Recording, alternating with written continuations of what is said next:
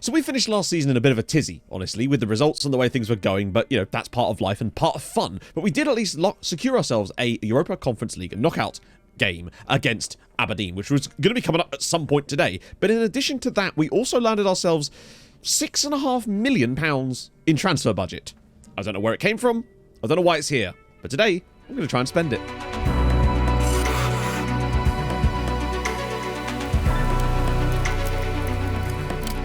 As always, if you have been enjoying the series, drop a like on the video. It really does help out the channel and all that jazz. And since it is the start of the week as well, it is time to thank new patrons. And this week it is Andreas Stromberg. So thank you so much for that. And thank you to everyone, of course, over there supporting the channel. That's really, really nice of you. And for everyone just watching the videos, I'm having a lovely time with this. And hopefully today, things are going to get a little bit more lovely. So since transfer window, I figured the best thing we could do would be to jump straight in with, well, squad depth analysis, because this is absolutely key this season. We know some players are going to be gone. We know some players are, well, we don't know anyone that's coming in. We know who we've got next year, and I think that's kind of really important. The extensions to the loans of Jonsson and Bamba, the reason I want to keep Bamba, I know that he struggled towards the end of last season. It's very obvious. The man did still bang over 20 goals for us, which is kind of strange that we're sat here going, hey, he had a 20-odd goal season, and yet here we are disappointed. But at the same time, it makes total sense, because it just seems that it's impossible to score once. I just want a striker that can do that. However, the good thing about Valdo Bamba is that he can play in centre mid.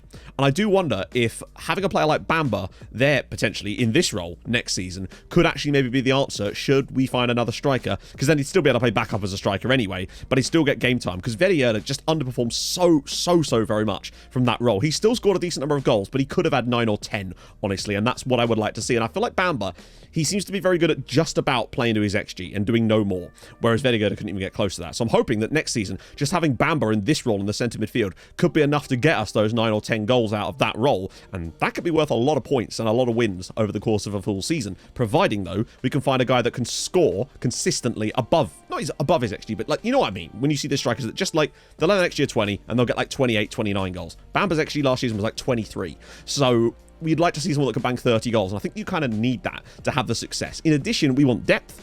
I want a couple more centre-backs, or at least one more centre-back, just so that we've got more depth, because at the moment we've really only got 4. And when you play a back 3, that ain't a lot of room for rotation. I want a backup keeper to back up Johansson. Played 50 games last season, but it would be nice if we had someone that could actually come in just in case our youngster gets an injury. And right wing back is the biggest spot of bother for me. I'm not getting Santos or Sergio Luis back next season. I want to try and start fresh and sign someone. I've got my eye on a couple of people. We'll wait for the scouting reports to come through. I've already gone through and looked at who we've maybe scouted in the past to sort of go after. I'm actually tempted to go after that Cornic guy from Lillestrøm, because he looks pretty tasty as a right wing back, and I suspect that he could be available pretty cheap, and more importantly, would be a homegrown player for us, which would be very, very important indeed. But without any further ado, settle in. This is going to be potentially a bit of a long one. Might end up with 2 episodes out of this, depending on what happens in Europe, honestly. But we move. Just setting up a couple of priority focuses for a striker and a wing-back, since I believe that's really our key positions. I feel like the centre-backs come along all the time, as do goalkeepers. So I feel like these are areas we really need to focus on the scouts a little bit.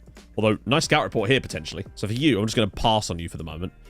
You're at Juve, although very cheap, but also a winger. But Norwegian came through at Kongsvinger. It's just not a lot we could really do with him. No tackling ability, so I couldn't even retrade him to play as a wingback, really.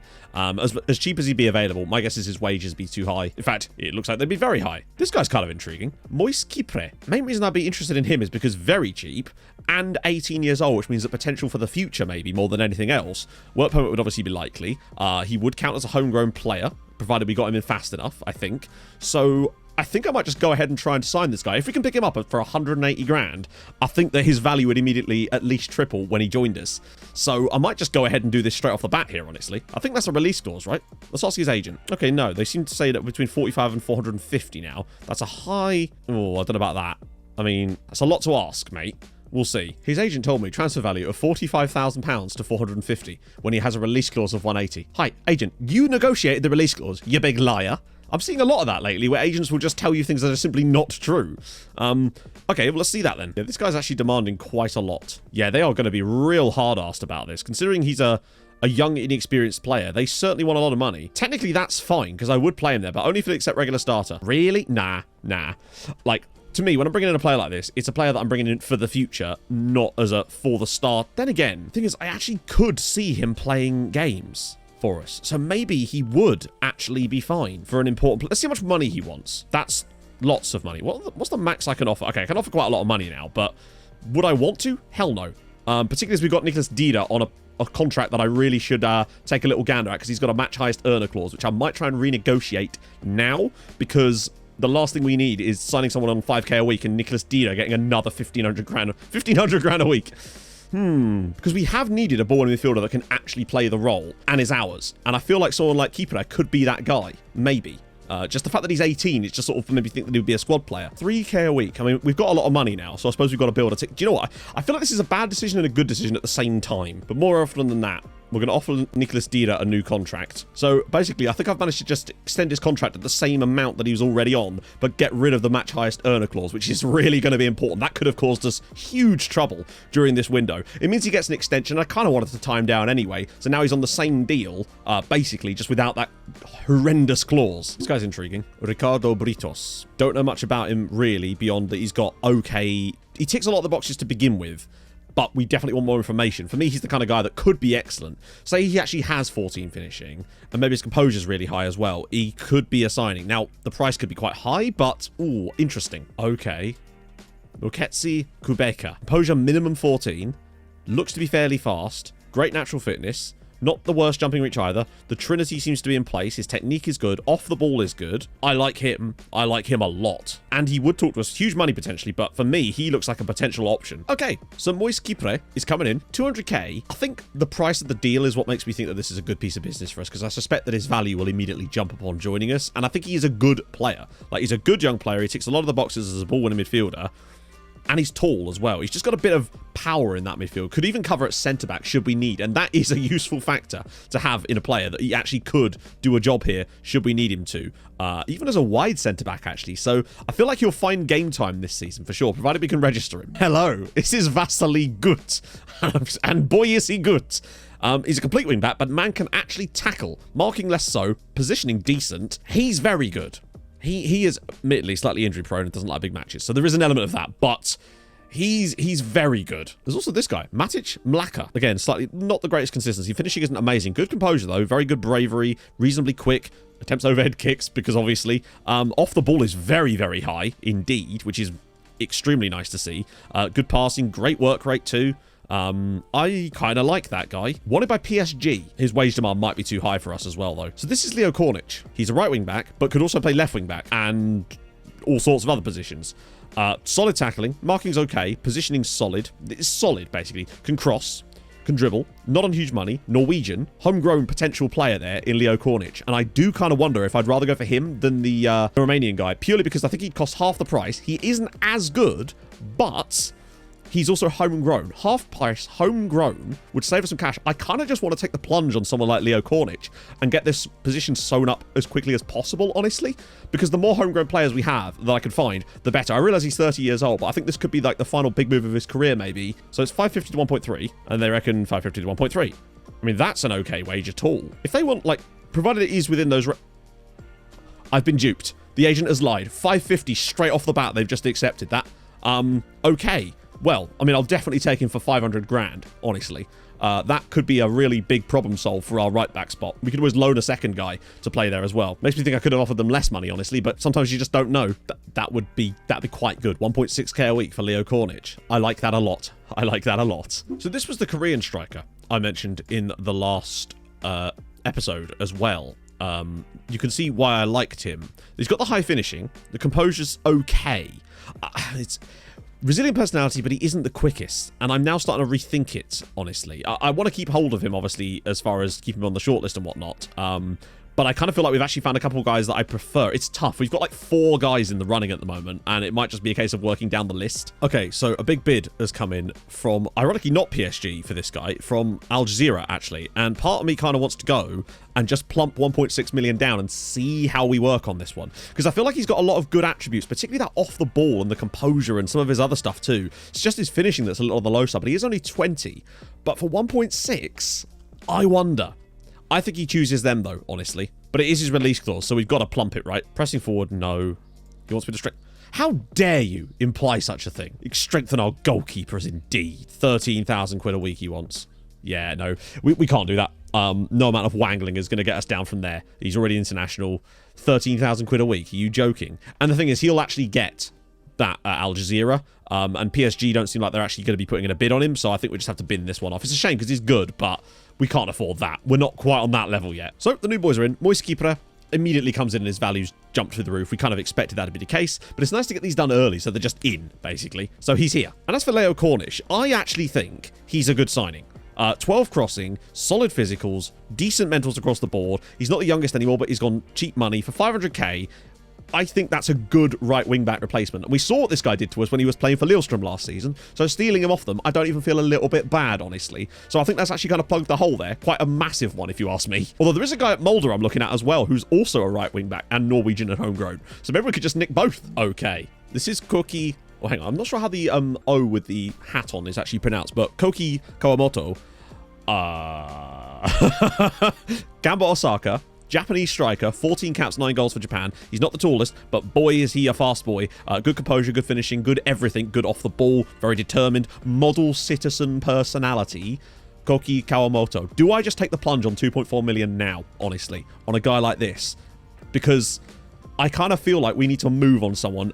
Strong right foot, decent enough left foot to me to make me think that this guy could actually be maybe the guy. The Japanese dreamboat. He's not currently wanted by anybody, so surely I could still take a risk on trying to get... Now, the wage demands could still be a problem, but I feel like I'd be willing to work with him, as I don't think he'd want quite as much as the other guy did. I think another week of scouting on him, though, is absolutely imperative now, because I think he could be the guy. FC Copenhagen have put in a bid for Jonas Lewistic, but, like, come on. I'm not selling him, no matter what I'm going to do, but I'm certainly not going to sell him for that price. Come on. He'll kick up a fuss. Hopefully we can convince him. Hopefully we can use his influential status as a way of keeping him. Yeah, surely that one. Yes, good. Excellent news. Right, so he's staying.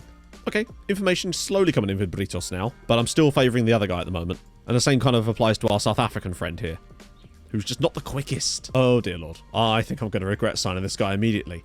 Man's been at the club less than 2 weeks, and he's already missing matches because he was seen at a bar the previous night. It was a friendly, Moise. A friendly. So another week of scouting Koki Kawamoto, and it remains the same. Oh, do I take an absolute punt on him? Oh, I kind of want to, you know.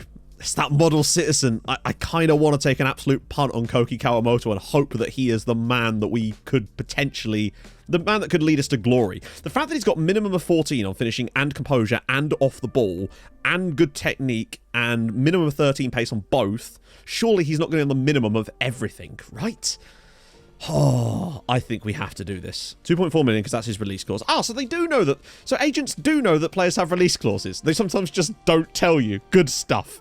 We might have to give him like 10 grand a week, but I feel like he's probably could be the player that could be worth it. And you know what? Sometimes on FM, it's just fun to try to sign an outrageous striker that can change the game. Cut to the middle of the season, I'm just like, I've missed again. I think we're going to do it. I'm just going to try this. We're going to trigger the release clause for 2.4 million. I feel like at the very least, he's worth more than 2.4 million pounds. That is a shoo-in. Let's just try and get this deal done before anyone else comes sniffing around. Okay, he's dubious about terms, which is concerning, but at the very least, there's other... We could get this done. Star player, see if I can get this down a bit. I'll obviously throw in some promises here. Intensive language course. So he does want the language course. All right, fine. 13, okay, hang on. Wait, 6? What? What do you mean 6k? I was able to offer 8 before. What's happened? I've got 60 grand a week in wage budget available here. Hang on, what's going on? I'm stacking him with clauses here, hoping for the best.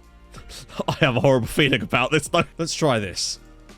Oh, it actually worked. Oh, it actually fully worked. 8k a week, admittedly with some clauses, and it pumps to 9.5, but it's the only way I could get him on the amount that I actually wanted. It's weird. It was letting me offer 11,000 a minute ago, and now it wasn't, even though I've shoved a load of wage budget over, which is really odd that they've made that choice. It is a match highest earner clause, but I don't think I'm going to be signing anyone on that kind of money anytime soon. It's only a 3-year deal, but if we could get someone like this, it could be a game changer. Provided no one comes in, this might be the worst or best decision we make in this entire save. But I'm tempted to do it, honestly, just for the fun, right? Well, it looks like it's happening. We've got to wait 5 days for the work permit. It'll obviously be approved because Norway, their work permit system is just you walk in there with a contract and they go, does he have high potential? And you go, yes, he does, no matter who he is. And they're like, yeah, it's great. Yeah, I'm very glad we moved on Kawamoto because I think Ricardo Britos would have cost us about the same amount in transfer fee, probably. And I mean, maybe Kawamoto will be bad, but at the very least, he's going to have better finishing and composure. If anything, it'd be more likely to be Kubeka, but again, similar problems. They look good in theory, but then they've actually turned out... I'm hoping that we don't have the same problem with our Japanese friend, but oh god. Here we go. I can adjust the budget. We can do it. We can do it. When does he join us? 23rd of... Wait, what? Oh, that's when the contract starts. That's fine. He's technically... That means it's done, right? Please be good. Please be good. Please be good. 4-star, 5-star potential. Okay, that's good. That's a good sign. Remember, minimum of 14 on finishing and composure. It could be worse. It could be worse. Oh, the off the ball, though. Okay, so 14 dribbling, 14 finishing, 12 first touch, which is solid. 17 technique, 15 composure, good anticipation, solid decisions, great determination, extraordinarily good off the ball. 15 pace as well, good stamina, very agile, model citizen personality, good right foot, and a decent left foot to go with it. Honestly, I realize he's cost a lot of money, but I feel like surely if this kind of striker can't score decent numbers of goals in this league, then honestly I really don't know who could at this point. He's 19 years old and already has 9 in 14 for the Japanese national team as well. So welcome, Koki Kawamoto. He is hopefully going to be the hero we can hang our hats on this season, and it will allow Valdo Bamba to move into centre mid and create even more attacking threat for us. Oh, Koki! Yes! I think for the price that we paid for the actual transfer, that's good business. His contract is very high, but... And he's certainly ain't going to win us any headers, but hopefully just getting through on goal and scoring goals. That's what I want from him. Let's get him on some training. And as far as remaining budget, there's still plenty of money left to go around here. So I'm still fairly pleased with what we could... I think we could easily spend another £1 million on a player if we find a perfect centre-back, perhaps. It's time to register our squad. And we've got 3 new players. And as far as I know, the max you can add is 3. Yes, and we need to add players because we literally don't have enough. So that should be fine. Yeah, it's Tikkanen that he's added. We can't have Tikkanen in there. I don't think he'll mind, honestly. He went out on loan last year, so that's not a problem. Lots of gaps needed as well, so that's all good. Just found a young goalkeeper, Ronnie Howell-Olsen from Sogndal, £16,000 just to pick up and have a backup goalkeeper. So that's what I'm going to do. Hopefully we can get him really cheap. He's just one of the few guys we had scouted, and I think that's probably our best bet, is just to get a backup for 16k. Come on. Youth intake, and, I mean, admittedly... Given some of the youth intakes we've had in recent seasons, it would be absurd of me to suggest that we were going to get the same. However, the game does still consider this to be a good youth intake. There's some good quality players, and also, remember, our ceiling would have shifted slightly on account of the arrival of people like Kawamoto. So maybe these players would have been 5-star last year. Let's have a gander. The biggest example of this, I suppose, is Petter Berg, who actually is pretty good. Good bravery, great heading. Not the tallest, so that's really not a centre-back for us there, but good marking, good tackling, positioning solid, teamwork and work rate are excellent.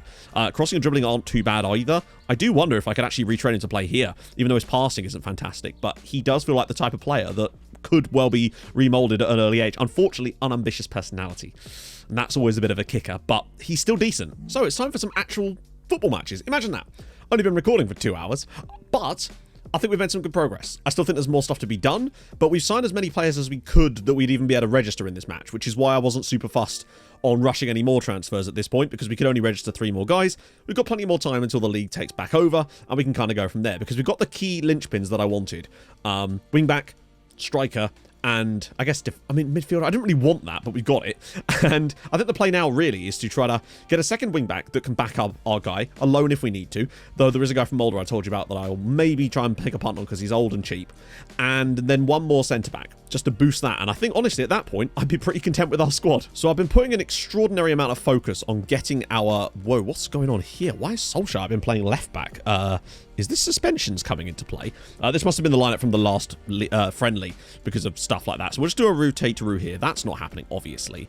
Bamba there. Keep right alongside him. Interesting. Dida, Luisdein, Blad and Gomez, and then Cornic there. So I'm liking what I'm seeing. Obviously, we couldn't register our new keeper in time, but that's fine. So with that in mind, I'm going to put Nordheim on there, who actually could serve as our backup right wing-back should we be desperate. But... new boys to the team. Kawamoto's in, Cornic is in, and Kiprei's in, and I think they're going to be good. Apologies for the background noise. There's just a lot of wind today, but it's too hot to have the windows shut. Honestly, not sure how much I like our new man Kiprei. Like, as far as his attributes go, I like him, but he always seems to have he's got a bad attitude, and he's already showed it, and that's just enough to potentially tell me to get our Finnish man in there instead, honestly, but we'll see. Dida, inside for Bamba, back for Dida. He loves the one-touch stuff. Ball in, Kawamoto, back for Bamba, Rakic! Oh, it's cleared away, but nice football. Nice again, Rakic to Indistad. There's the pass for Bamba. Where's the run? Maybe he could go alone, perhaps. He's all the way through, Valdo Bamba! It's a good stop from the keeper there. 30 minutes on the clock. We've been the better side here, which is really, really encouraging. And Rakic now with a chance for a breakaway. He's got Kawamoto ahead of him. That's nice. Keep running, Nessie. Oh, surely that's a foul on Indistad. Rakic is in behind, though. Jesse Rake. Oh, dear God. The keeper had sold himself. All you had to do was put that in the net. Kawamoto to Indistad now. Runners again. Oh, it's a poor pass, but it isn't a poor pass. Bamba's through again. Valdo back. Are you serious? Oh, my God. Clips it across. Bamba's in there again. Indistad. Bamba. Oh, it's blocked again. Well, as first halves go, 74% possession in the first half here. Chances have been there. We should be at least 2-0 up by now. For me, we had those 2 one-on-one opportunities where they've missed the target, and it's just crazy. But great start from Leo Cornic. And he's done nothing but good so far. Oh, nice ball for Indistad. Drops it across. Kawamo. Okay, that should have been a goal. We've come here and played Aberdeen off the park incredibly and just failed to score. Rakic whips it through. Kawamoto, finally. Oh, it's a tough one for him. It's a tough one for him, and he's missed the target again. Strikers are broken, mate. I swear. And this actually looks like it's going to be 0-0 here in Scotland. Not sure how. I suppose there is an element of rustiness, perhaps, from the guys, given it's their first game properly back. But still, the chances were there. Aberdeen 0, Tromsø 0. Just the 2.55 XG. I know. And it's spread throughout the entire team. I don't know. It's like we create so many good chances and they're just impossible to score, apparently. On the plus side, team did actually look very good overall, and I think we are a better side than we were last season. But if it's going to be plagued by the same problems where nobody, no matter how good their attributes, is going to be able to score, I don't know what we're going to do about it, honestly. So, round 2 of this. Oh, Cornic, weirdly, is very tired, surprisingly, considering that we've had a week off in between, unless he was available for an under-19 game that I didn't realise. I still think he has to start here, because we've got another week off afterwards anyway, before the Super Cup, and then League. League starts very early this year, because it's a tournament year. So actually, we'll be doing the first League game later on as well. I know it's been a long episode, but stick with me. We've got plenty of stuff to get through still. I think I'm just going to go with the exact same lineup. Like, I liked what I saw, it's just the scoring part. Just the scoring part. I think if we play that well again, surely we'll score goals this time. And we're at home. 0-0 from the first leg. Actually, you know what? It's a good result. Us not losing the first game is definitely important. However, it does look like Aberdeen are coming with a different shape here. They played a back 5 last time, and today they are not going with a back 5. They're going with like a... Ooh, okay. It looks like that's 2 DMs. Interesting. They're going very defensive. To Blad. Going long. To Kawamoto. It's a great ball for Kawamoto. He's brought it down. Kawamoto drills it home, and it's Tromsø 1, Aberdeen 0. Our first opening of the entire first opening of the game, and Kawamoto dispatches that with ease. That's more like it. Ralston. Round the side for Stewart. Good save. Matthias Johansson called into action for the first time. It's almost the opposite of the last game, actually. We've got very little possession this time. Look at the space for Lewisteen. Oh, that could have been a goal. Probably should have been. The keeper's fluffed it too. I love that Bamba's always going to be available, and he's in here. Oh, how did that not cross the line? Wow. This team looks really good at the moment. Oh, look at the one-touch stuff here. Kawamoto, Indistad, through to Bamba, and he's missed the target again. Great football, but what on earth? Half-time? I mean, we've been in total control. They had that one chance early in the game. We've just come back across it now. Nowhere near as good as we were in the last game, but, you know, we're winning, and that's the main factor. Dira, we're certainly not... We're being patient. Oh, it's a good chance. No. Patient again. Back for Bamba. Takes all the people on, and Indistad's shot is deflected wide. Patience is nice. Dira ball in. Indistad! What a save from Cowie. Bamba does love to keep dropping the ball off and then making those runs and having to drop all the way back repeatedly, but it's what he does. Dira. Here's Bamba now, in fact. Round the side for Kawamoto! It's not a good effort. Clipped into the channel here for Hedges. Right, we've got to make sure we mark up their one player in the bot. I don't know. I actually just don't know anymore. All the chances that happen, and then that goes in. It just feels like no matter how good the player is, how's he even headed the ball like that? It's 1-1, incredibly, because of course it is. I don't know. We've only had 10 shots on target today, in fairness, so it's like, it would be ridiculous to expect us to score goals sometimes. I'm just noticing this more and more with this game this year. Okay, right, well, we yell at them, I suppose. Oh, they're offended. Oh, you're cool. Grow up. Score. Do a good. She need a good ball in for someone here. Ball in, and it's Bamba, and it's saved again. Cowie with the long ball. Flicked, oh dear, flicked to Hedges instead. Okay, that's fine, just got to shepherd him. It's a tough ask for Kenny here, I realise, but should be okay. Indistad. Verigera. Round the side for Kenny Nordheim. 3-4 players in the box. Goes back for Blad. Oh, this is going to end in a long-range shot, isn't it? Ball in, and Grambek! How does this always happen so often? What are you supposed to do? We try to... There you go. They've just... I cannot believe that we've actually lost that. 1 goal over 2 games when they should have had at least 5 is pathetic and incredible and exactly what I expected. I thought we were past this. We even look better. Everything's better. We're creating even more chances, but they still can't bloody take them, so it's pointless. Wow. Rakic's ball in. Blad's header. Good save, cleared and put over the line by Thomas Blad, and he is not offside because it come off the defender. 1-0 inside the first minute in the Super Cup final here, which is, I guess, something, right? Rakic drops another one in. Blad's header again! He scored twice in the first 8 minutes of the game. Thomas Blad gives us a 2-goal lead in the Super Cup final. Hi, why can't we do this in against Aberdeen? Bamba scooping it through. Kawamoto's onside. The young Japanese striker slots it home for 3-0 to Tromsø. Lovely ball from Bamba. Lovely finish from Kawamoto. I mean, he's doing his part at the moment, I would say. 2 in 3 now for him so far. And 3-0 in the Super Cup against Rosenborg. Limata, ball in. Good goal. August Priska gets one back for Rosenborg with 20 minutes left here. Well, there we go. 3-1 win in the Super Cup final.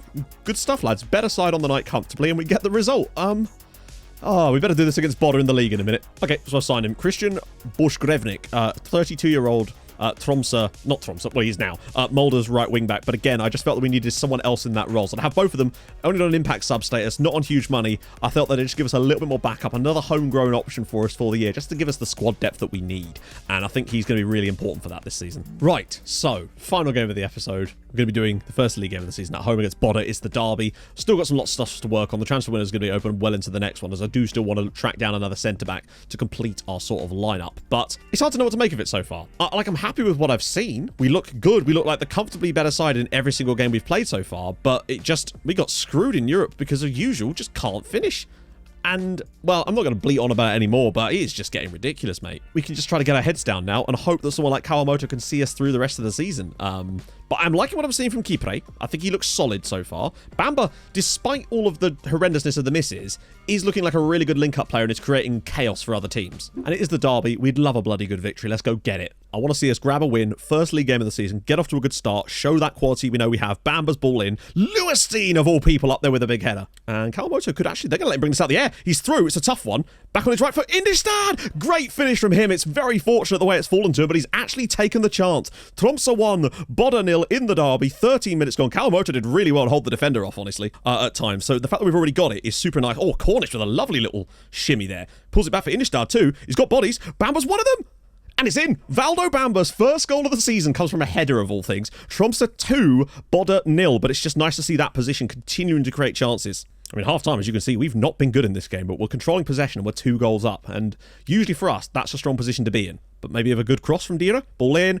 Indistad, and he's slotted another one home. It's Tromsø 3, Bodo 0, a second goal of the game for Michael Indistad. Is this the year that he finally breaks out as a goal scorer? He's run the show today. 2 goals and an assist for the other goal as well. He is running it there. Dira into the box now. He's got to have to look back inside, surely. He's got Kawamoto out wide, of all people. Bamba. Hopefully there's a return run. Back inside. And it's brought down. And Indistad drills it home, and it's a hat-trick. A hat-trick for Michael Indistad. That must be his first ever hat-trick for Tromsø. And it's the opening day, and we're 4-0 up against Bodo. I mean, how this game's going to finish 4-0 to Tromsø, I have no idea. But if it gives us a little bit of a head start on a bit of football and a bit of goals this season, then I guess we'll have to take it. Because this has been a very even match in overall. It's 4-0 in the end. Wow. I mean, you can see the stats. Like, we did not deserve to win this match by 4-0 at all. It was dead heated. But Indistad was on it.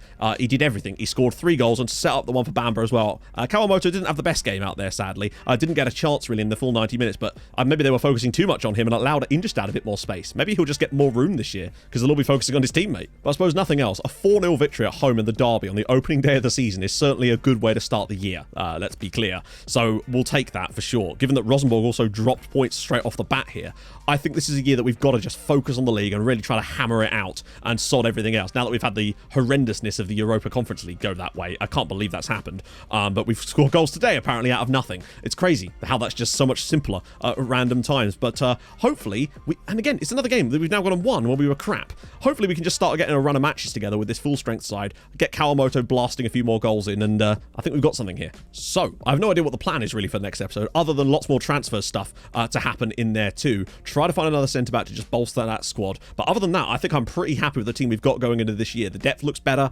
I'm really, really liking it. So we're going to try and get a real crack on in the league, some cup matches in there too, and see if we can really challenge for the title this year, because that has to be our aim. I want to see 10 out of Bamba. I want to see 25 out of Kawamoto. Maybe even 15 out of Indistad this year. Maybe even 20. Who knows? Anyway, if you've enjoyed this, and I hope you have, drop a like. That would be gorgeous. If you're new to the channel, subscribe. That'd be lovely as well. Stream on Twitch Tuesdays, Thursdays, and Saturdays.